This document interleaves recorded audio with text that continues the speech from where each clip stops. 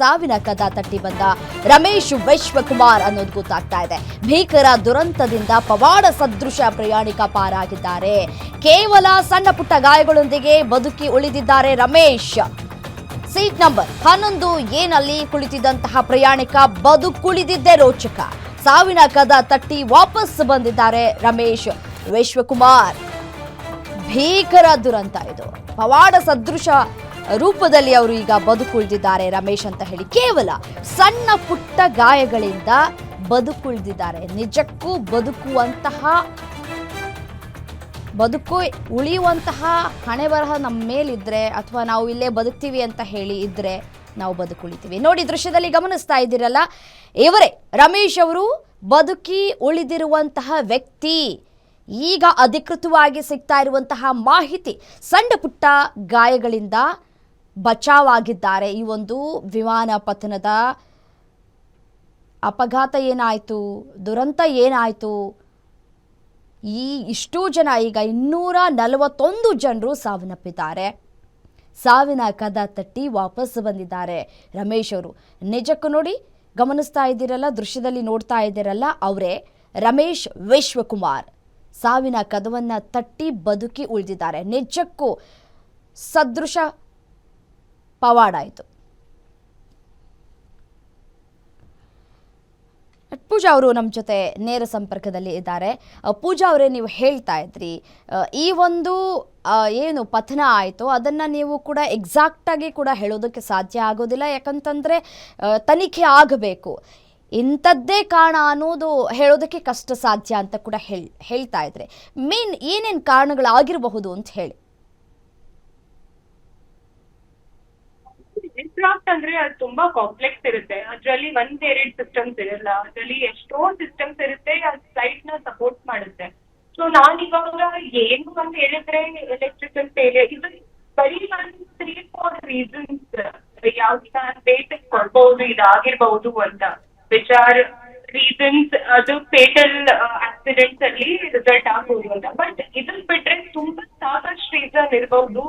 ಇದರಿಂದ ಅವಾಗ ಆ ಪಾಯಿಂಟ್ ಇನ್ ಟೈಮ್ ಅಲ್ಲಿ ಒಂದೇನೋ ಎಮರ್ಜೆನ್ಸಿ ಆಗಿರುತ್ತೆ.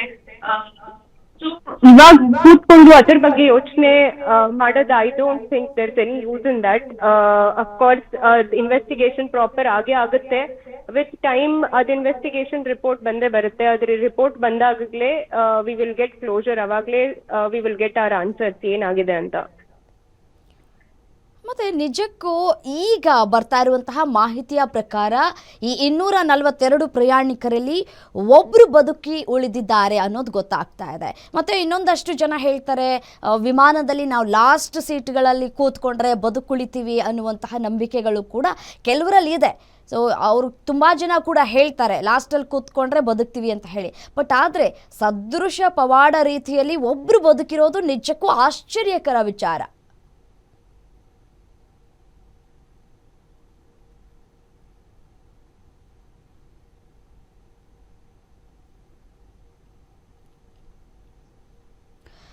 ಪೂಜಾ ಅವರೇ, ನೋಡಿ, ಇಡೀ ವಿಮಾನ ಪತನದಲ್ಲಿ ಇವತ್ತು ಏನೆಲ್ಲ ಆಯಿತು ಅನ್ನೋದ್ರ ಕುರಿತು ಮಾಹಿತಿಯನ್ನು ನೀವು ಕೂಡ ನೋಡ್ತಾ ಇದ್ದೀರಿ. ಬಟ್ ಆದರೆ ಒಬ್ಬರು ಬದುಕುಳಿದಿದ್ದಾರೆ, ರಮೇಶ್ ಅಂತ ಹೇಳಿ ಒಬ್ಬರು ಬದುಕುಳಿದಿದ್ದಾರೆ.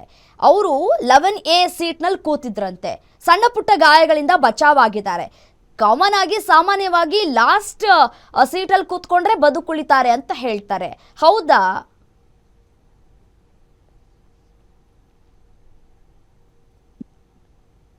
ಮೇಡಮ್, ಅದು ಹೇಳ್ತಾರೆ. And that is based on one experiment ಏನೋ ಒಂದು ಆಗಿತ್ತು. ಅದರಲ್ಲಿ ಸರ್ವೈವಲ್ ರೇಟ್ ಹಿಂದೆ ಟುವರ್ಡ್ಸ್ ದ ಟೇಲ್ ಯಾರು ಕುತ್ಕೊಂಡಿರ್ತಾರೆ ಅವ್ರ ಸರ್ವೈವಲ್ ರೇಟ್ ಜಾಸ್ತಿ ಇತ್ತು. ಅದು ಒಂದೇನು ಎಕ್ಸ್ಪೆರಿಮೆಂಟ್ ಕಂಡಕ್ಟ್ ಮಾಡಿದ್ರು ಅದರಲ್ಲಿ. ಸೊ ಅಲ್ಲಿಂದ ಇದು ಅಂಡರ್ಸ್ಟ್ಯಾಂಡಿಂಗ್ ಬರುತ್ತೆ, ಏನು ಹಿಂದೆ ಕುತ್ಕೊಂಡ್ರೆ ಸರ್ವೈವಲ್ ರೇಟ್ ಜಾಸ್ತಿ ಇರುತ್ತೆ ಅಂತ. ಬಟ್ ಅಫ್ಕೋರ್ಸ್ ಇದೆಲ್ಲ ಡಿಪೆಂಡ್ ಆಗುತ್ತೆ ನಿಮ್ದು nature of emergency, nature of crash, ಯಾವ ತರ ಇಂಪ್ಯಾಕ್ಟ್ ಆಗುತ್ತೆ ಅದರ ಮೇಲೆ ಎಲ್ಲ ಡಿಪೆಂಡ್ ಆಗುತ್ತೆ. ಸೊ ಇವಾಗ ಒಬ್ರು ರಮೇಶ್ ಅವ್ರಂತ ಯಾರು ಬದುಕಿದ್ದಾರೆ, ಡೆಫಿನೆಟ್ಲಿ ಅವ್ರು ತುಂಬಾ ಲಕ್ಕಿ ಇದ್ದಾರೆ. ಈ ತರ ಫೇಟಲ್ ಆಕ್ಸಿಡೆಂಟ್ ಅಲ್ಲಿ ಅವ್ರು ಬದುಕಿದ್ದಾರೆ ಅಂತ ನ್ಯೂಸ್ ಬರ್ತಾ ಇದೆ. So that understanding comes from ಅದ್ ಒಂದ್ ಎಕ್ಸ್ಪೆರಿಮೆಂಟ್ ಏನಾಗಿತ್ತು, ಅದರಿಂದ ಹೇಳ್ತಾರೆ ಹಿಂದೆ ಕೂತ್ಕೊಂಡ್ರೆ ಬದುಕಬಹುದು ಅಂತ. ಬಟ್ ಅಫ್ಕೋರ್ಸ್ ತುಂಬಾ ಫ್ಯಾಕ್ಟರ್ಸ್ ಇದೆ ಅದರಲ್ಲಿ ಕನ್ಸಿಡರ್ ಮಾಡೋಕ್ಕೆ. ಓಕೆ, ಧನ್ಯವಾದಗಳು.